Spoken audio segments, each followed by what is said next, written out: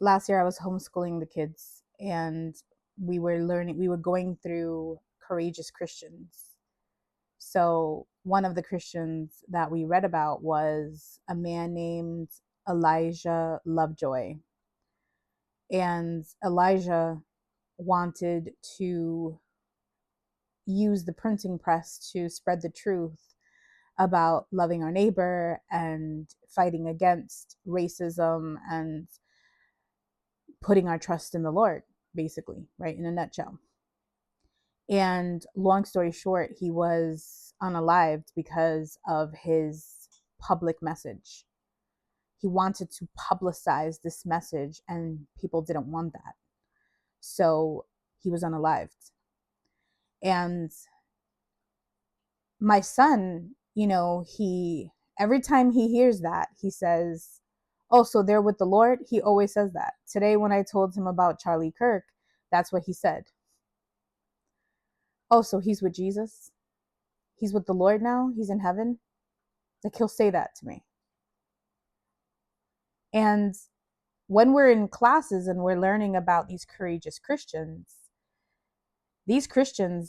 weren't just courageous because they told people about Jesus. They were courageous because in the time that they were living in the environments that they were living in, they still had to be a part of society.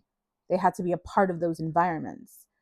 And so they had to be willing to speak the truth in those environments, knowing that it could cost them their life. They had to count the cost.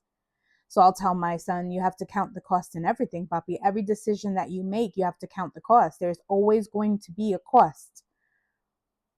You might have a return.